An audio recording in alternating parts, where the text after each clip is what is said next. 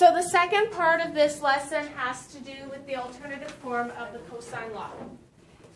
The cosine law that we looked at yesterday is what I use when I have a contained angle. So let's say I said this was 39 degrees, and then I give you two sides, 4 centimeters, 9 centimeters, and I'm asking you to find out what the opposite side length would be. That's when I use the cosine law. I can draw the letter C around it. I can also use the cosine law when you're given all three sides. If I gave you a triangle and I said this was 12, this was 9, this is 7, find out what this angle is. I can use the cosine law to find that angle. What I do is I isolate for cos. So if I took this equation and I isolated for cosine, it would be moving or switching these two terms around. So there's my minus a squared. This would go over to the other side to become a positive 2 times b times c times cos a, and then I would divide by the 2bc. The thing to remember is I'm going to end up with the cos a ratio. To figure out the angle, I would then have to cos inverse it. So I'm going to skip over, we'll look at class example number 5, completing the following for triangle ABC. So if I asked you to find cos B instead of finding cos A, what would that look like? Well, if we look at this formula, cos A, the A squared is what gets subtracted. So if I'm at cos B, it would be the B squared that would be subtracted. And then the other two sides are added together. So a squared plus c squared. And then the bottom matches up with the two sides that were being added. So 2 times a times c. So I want to give you a moment. I want you to try to do the cos c formula. So what did you get for cos c? I got a squared plus b squared minus c squared over 2ab. Not really sure if that's right. Is it right? It's the same thing. I got The c is what I'm going to subtract, and the a and b is what appears in this. Good. So now let's look at class example number 6. Determine the largest angle in triangle ABC if side A is 14.7, side B is 8.9, and side C is 12.6. So 14.7 becomes our longest side. And then we have another side that's almost as long.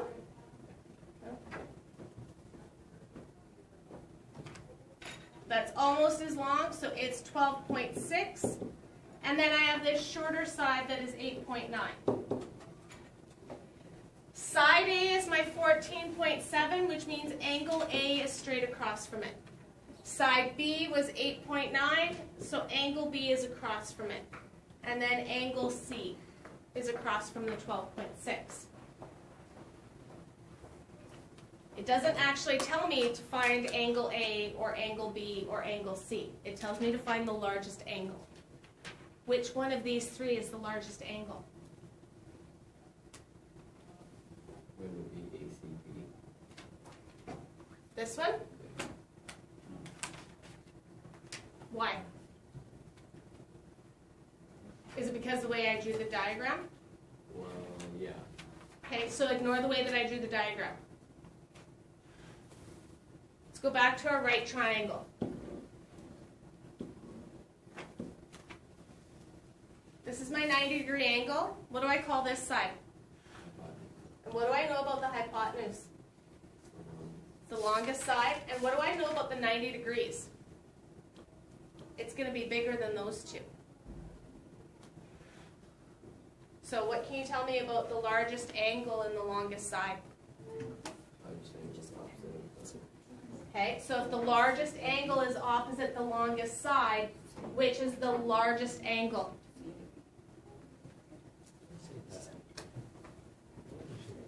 So CAB would be my largest angle because it's opposite the longest side. So that means I'm finding cos A. So if I'm finding cos A, that means I'd be subtracting the A squared. So So I'd be adding the other two and then dividing by the product, double the product of the other two. So we get 8.9 squared plus 12.6 squared minus 14.7 squared, all divided by 2 times 8.9 times 12.6. When you go to put this into your calculator needs to watch its order of operations. This division bar means take everything on the top, find the answer, take everything on the bottom, find the answer, and then divide the two. So it's like putting a set of brackets in there. And that's what we can do. So if we grab our calculators,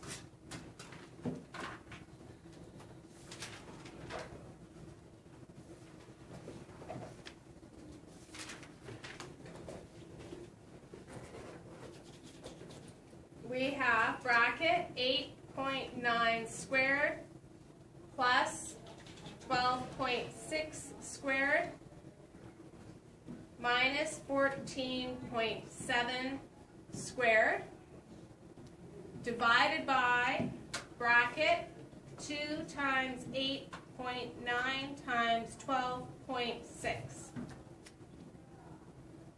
And I get this decimal answer.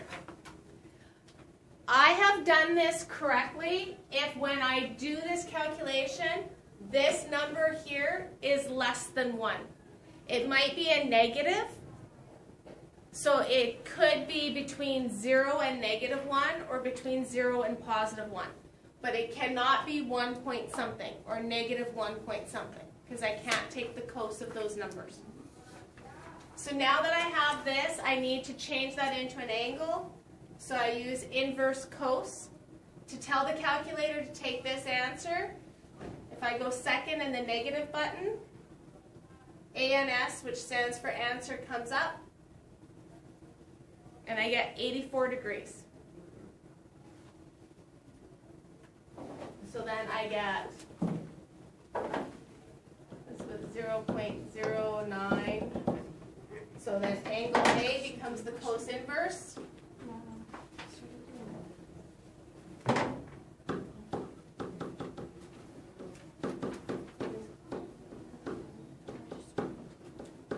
And we get an 84-degree angle.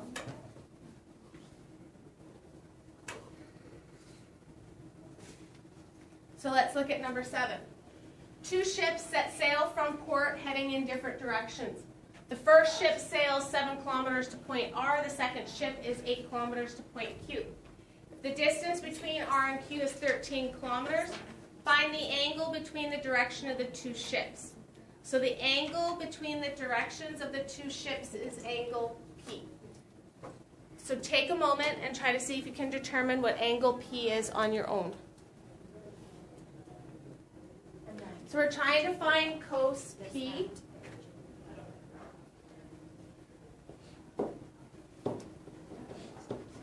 So I would have 7 squared plus 8 squared minus 13 squared all over 2 times 7 times 8, which when I put that into the calculator, I get negative